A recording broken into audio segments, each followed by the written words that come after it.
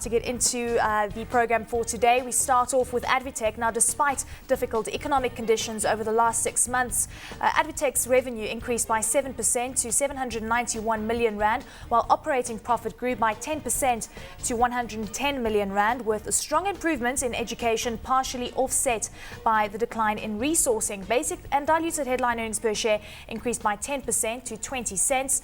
Interim dividend of 9.5 cents per share, with distributions up by 19%. Market cap of Advtech 2.2 billion, price earnings 14.1, dividend yield of 4.1. Drikus, let's start with you here. I suppose one of the key things, education, almost one of those moats that Warren Buffett would talk about. In the biggest sense is that you've got your big brands, you've got your buildings, you've got your institutions in place. Difficult for someone to come in. We've got Kiro, we can talk about them in a bit, but a nice place to be in. The numbers, I suppose they're never going to, on the education side, really shoot the lights out. It's going to be that incremental growth going forward year by year. Well, the easy money has been made in Advtech. If you were Advtech shareholder for the last 10 years, you would have been, quite happy with Advtech being where it is at the moment. Looking forward, I don't think that even the education side of the business will do that well over the next 10 years. You can't repeat that.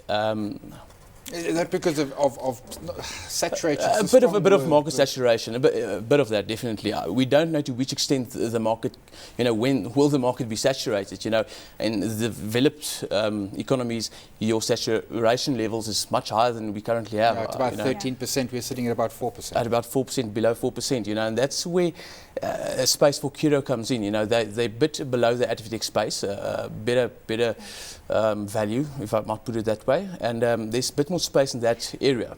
Okay, well, Liston, let's get your view on this. We know that there is higher demand for the higher end education space, and we also know that schools are definitely feeling the pressure because they just do not have enough space for students. Do you concur with that? Do you think that they'll start flatlining when it comes to education? Well, I think the bigger question out of all of this is, where does the growth come from? And certainly there was a period when they were very acquisitive and went around and built a big set of business around, as we said, a number of brand names. And so the next thing you've got to get is and maintain is your student numbers. I think they're doing that pretty well. But I absolutely concur with the fact that, this is not a doubler unless there's something that we don't see readily here. And I guess it would be, lack of credibility in the public school system, and maybe offering more purpose-related tertiary education. So something like that, but I just can't see the doubling coming through on that one. So the only other area that they can really grow in is in the resources side. Now that one does tend to have a beta to the market. And when times get better, people are looking for more staff and there's more requests and they can't do it themselves, so they go out and outsource. So there is an area where you can get some growth, but I think certainly as I would evaluate this company, I would say, it's slow, steady growth and kind of inflation proofing. I'm not sure about full recession proofing, and I guess you see that in the way it's being rated and the way it is trading, not big volumes, fairly flat line even in down markets. And on a moderate dividend yield. I think that about sums it up.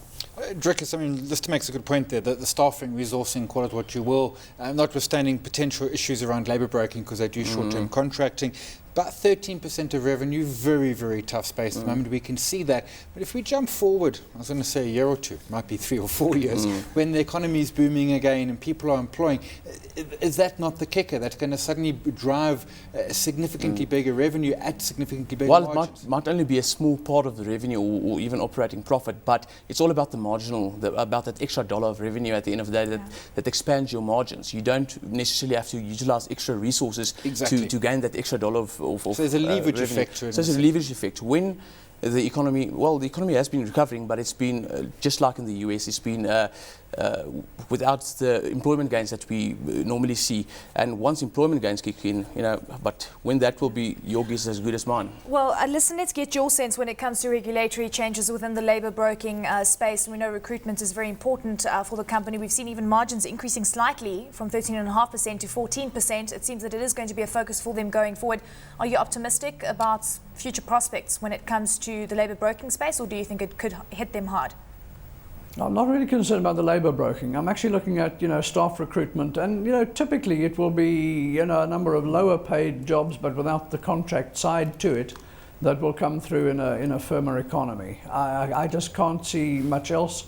You know, you need highly specialist stuff for those big headhunter type things for the really top positions. And you spend an awful lot of money, you know, looking for people, and then you don't get the final candidate, so you don't get the money. It's a success-only based fee there. Yeah. So, you know, the bread and butter is the one that will win it for them. And I say the economy just has to improve for that.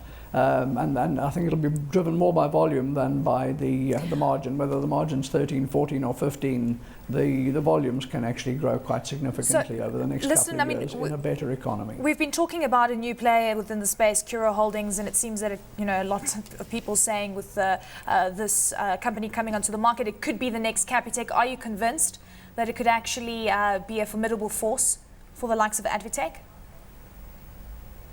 Sorry, here's a question to me. Yes, it is, Liston.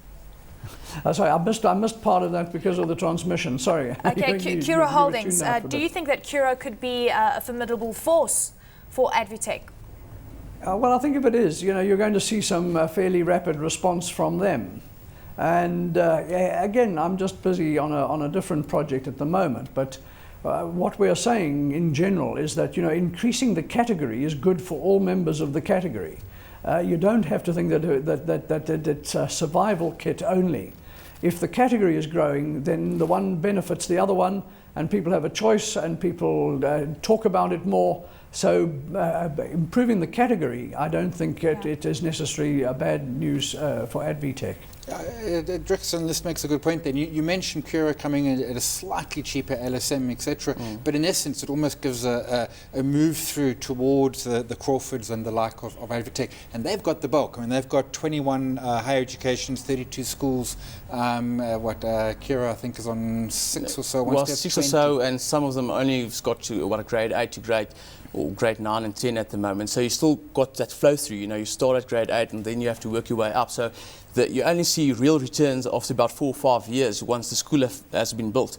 I think the plans for Curro is about to stand at 50 schools by the end of the decade, which is quite massively ambitious. Well, they said at the initial stage when they did the studies for what the possible demand could be, it was a possible 1,000 schools in the private market space that could be added to the SA economy, just to get on par with the rest of the emerging world. So.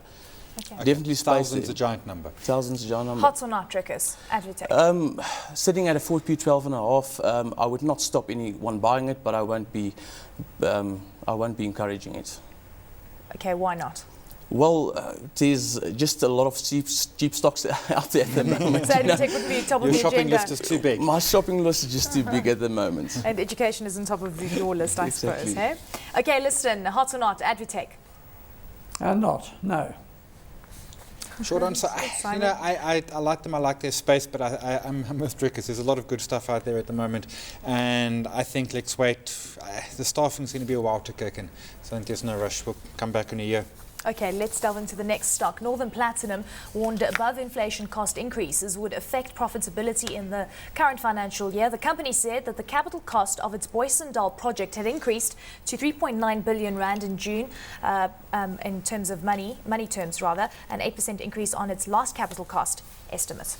Northam Plat, 13 billion market cap, price earnings 38, dividend yield 0.44%, not much dividend. Liston, next come to you. One of the big issues that they had, production down, metal sales down almost 20%. There's Zonda Reindeer, if I'm saying it right, lost 65 out of 301 days due to strikes, due to safety related. I suppose that's your risk when you've got only one at the moment, major producing asset. You have a couple of things go wrong and suddenly bang, almost the wheels fall off.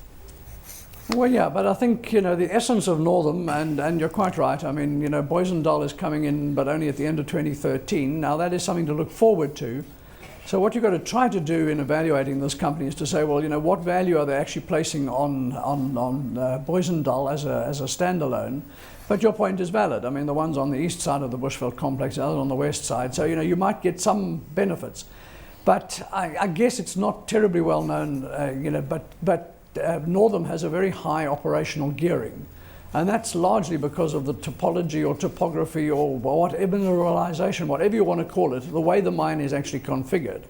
And then over time, they've also had problems with smelters and whatever. So the essence of it is mining is a hazardous business at the best of times. Yeah. You've got all kinds of difficulties coming at you, whether that be the rand strengthening or whether that be electricity prices rising against you. The last thing you need is to lose 20% of your production due to lost days. So I think that says an awful lot. But yes, if the strikes were caused by fatalities, and we know that's kind of the big way that everybody is going, then it certainly says you have to look very, very closely at your safety and your fatality record, and you may have to spend a lot of money on the mine you've got to make sure that the miners have a greater degree of safety. And Drikus, it's also reflected in what we see in terms of cash costs, $1,238 an ounce from the $885 an ounce previously. And it's the same story that is actually filtering through from the gold miners, now more so into the platinum sector. Costs are just becoming a big issue. It's exactly the same as a gold story at the moment. The last 10 years, we haven't seen anything from the gold price or from the gold stocks, in spite of the price going up, and it's getting increasingly more difficult for the gold miners. And the same story will apply to the platinum miners. Some would say, well, the platinum, whatever the cost is, we are producing almost all of the platinum ounces in the world. If the cost goes up for us, so must the platinum price. But that's not entirely true. You've got something called palladium that's produced in the northern hemisphere, and palladium is almost a perfect substitute for platinum these days when it comes to petrol catalysts, and it's only a matter of time before they might figure out how to do it to diesel catalysts, and then it's goodbye platinum price. What about the investment case? From a precious metal perspective, because it's also acting like gold as an alternative currency. ETF market is being flooded quite extensively. That is a problem with the platinum industry at the moment. There's a few ETFs that's listed the last 2 years, enormous flows in there. Those flows have to reverse sometime, or it might only need to dry up. If it dries up, you've got a problem. There's a lot of demand out there, which will disappear. And at the moment, actually, if you look at industrial demand compared to industrial supply, supply is far outstripping demand at this stage, and the industry's response, Amplats, be it Northam coming with Boys and Style, is to add more capacity. Doesn't make any sense. Yeah, and Liston, let's take it back to you in Cape Town. Drix makes a good point there. A lot of more capacity coming on. Talk about auto demand, some of it converting to palladium. Jewelry demand there, strong in China. China itself, some theories about the demand for vehicles in China perhaps going to not disappear, but the growth will slow. I suppose the question is the platinum price at the current 1,800 sustainable going forward for the next year or two, or could we see weakness there? Well, of course we can see weakness. Again, I just want to emphasize, the spot price for platinum really applies to a very small amount of the metal that trades that way. The larger ones, and you would have to see this, if you're a motor manufacturer, you can't have the hazards and guesswork of a wildly gyrating price. So typically you have your dealer prices fixed at various levels and subject to change and subject to whatever the price is trading at in the markets. But so it isn't as though you will get that average platinum price over the quarter or over the year for any platinum mine. They might well have contracts going a bit further out than that. So I just think that is important. But for me, the story is there are no above ground stocks of platinum. There are above ground stocks of gold being built up over many years. And yes, it is true that there are various ways to do the platinum palladium mix in the catalytic converters. But I'm led to believe that it's actually quite difficult to stop one that you've been using, let's say 5 parts platinum to 2 parts palladium, and turn it the other way around or whatever. It's much more complicated than that, and it even relates to weight and efficiency between the two. So there is a substitution effect. But again, I can remember when palladium was $2,000 an ounce, and then I can remember when it went down to $200 an ounce. So that's been even more volatile than the platinum price. But I know we haven't got much time, but I just want to read an extra sentence here, which I think is particular to Northam, as opposed to the platinum price, which we can talk about for other platinum mines. But it says, the story on the production was caused by the effects of the work stoppages, but also of the constraints on the Merensky horizon and ore reserve position. Now, I think that rings some alarm bells in my mind. It says things aren't as we were told you last time, or they aren't quite as we thought. It goes on and it says the combined grade at 4.9 per ton, whatever, was 5.8% lower year on year, owing to some unavoidable waste mining the normal reef at a higher average stoping width in order to maximize metal extraction, the incidence of transition zone intersection, and poor control of the UG2 reef. Yeah. Now, my goodness me, I think you need a lexicon to understand what's being said here. But all of it, and normally we put the best spin we can on in our report, Yeah. but if you just try to analyse what's been said here, it says we had problems in every area of mining. So listen, hearts or not for you? Not really. Not really. Not Is there a really. possibility there? Well, we'll come back to that later. Okay, fantastic. All right, so Drikus, for Not you. short. If you want to get platinum exposure, get it via Anglo-American. Simon. Yeah, and on to take on that Murinsky, I mean, the management say, but some challenges remain, i.e. it's tough and it's not getting any better. Northam, no thanks. Okay, so we're taking a very short break. When we come back, we'll be taking a look at steel producer Everaz, Highveld Steel and Vanadium, and we get our guest Hot Stock picks, so don't you go anywhere.